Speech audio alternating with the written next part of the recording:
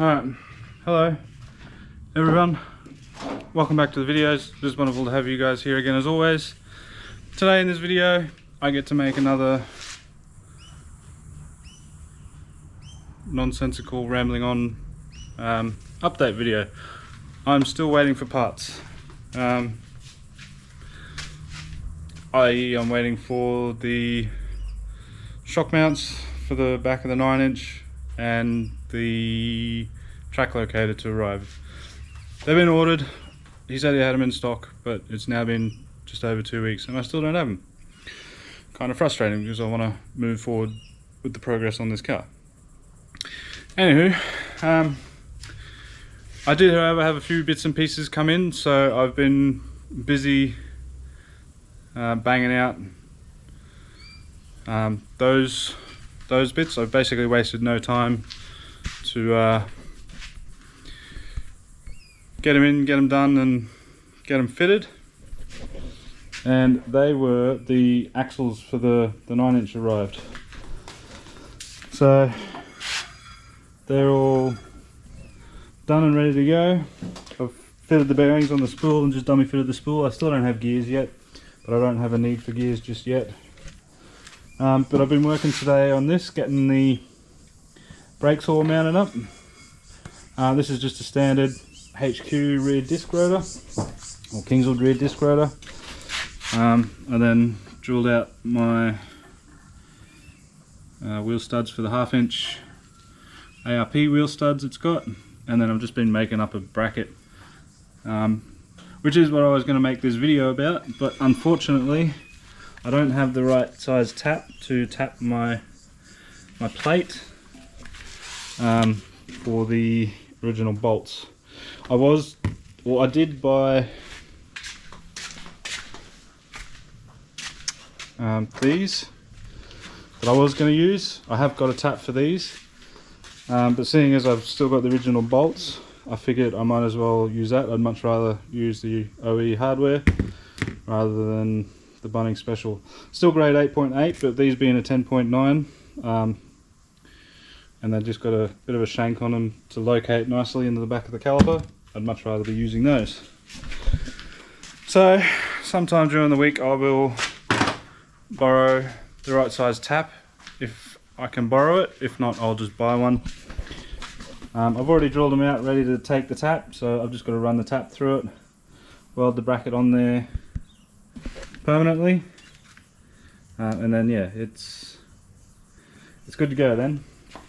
I've just done the same on the other side. But yeah, I'm pretty happy with how that's come out. It's just a bit of 10mm plate I had lying around that I drilled out, notched, and am going to weld onto the housing. And yeah, then she'll have brakes again. I'm not going to worry about the handbrake anymore. Don't need a handbrake in a race car. And I will work out this banjo to hardline sort of situation later on. I'm not 100% sure what I'm going to do there. I'm pretty sure I'll just end up sort of running this flex somewhere around here-ish. Might get some that are a bit longer. Mounting them there and then just hardlining it to the center somewhere, or over this side to a T-junction that'll have another flex to go to the chassis, and then from there up to the front. I'll get onto that when I start plumbing the rest of it, or actually probably what I will do is, before I have the diff housing powder coated, I will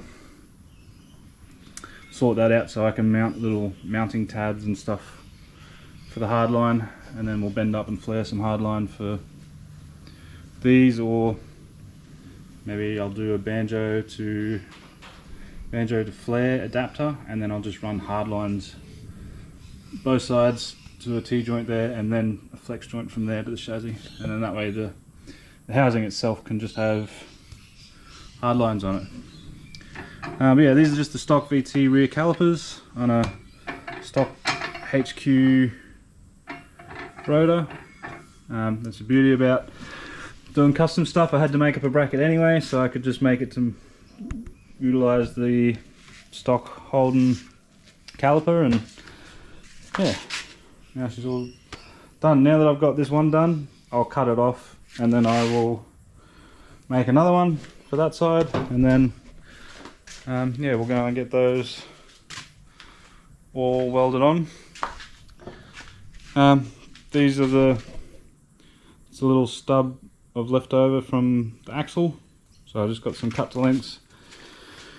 But yeah, they're 35 supply and 4140 billet axles, and you know, looking at them, I'm not breaking that in any hurry, so I'm pretty happy. Even if I do, they're cheap enough and readily available.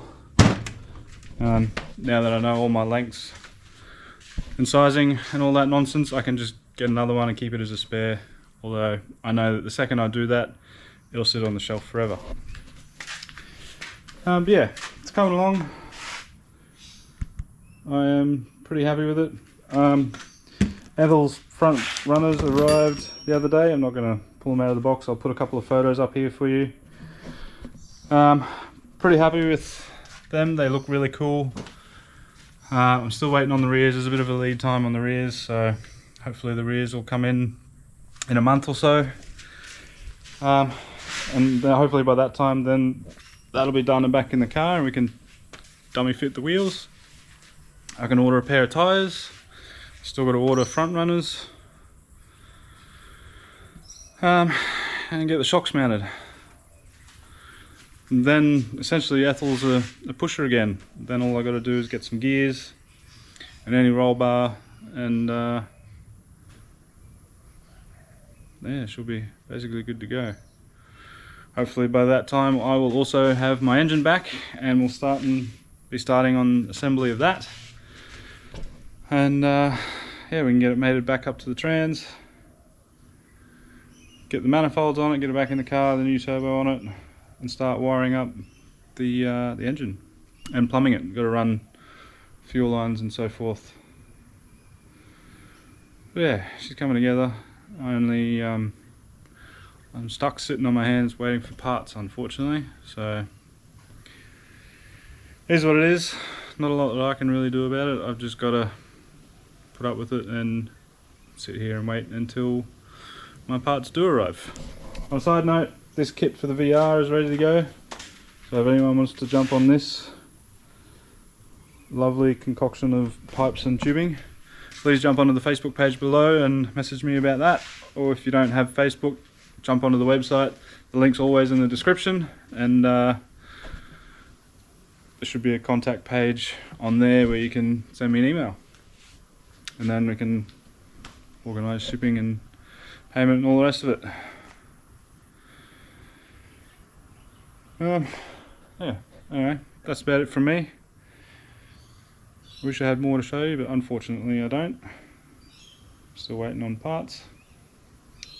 Don't think there was anything else I needed to go over.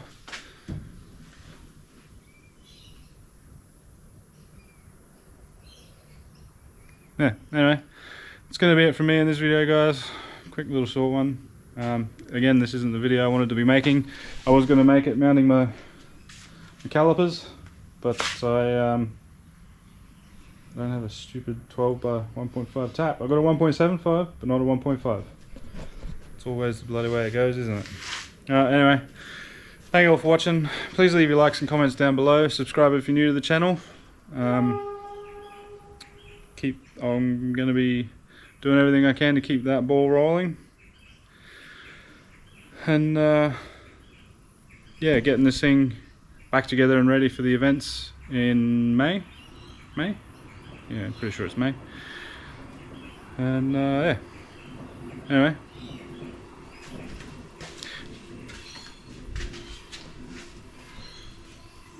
Tired.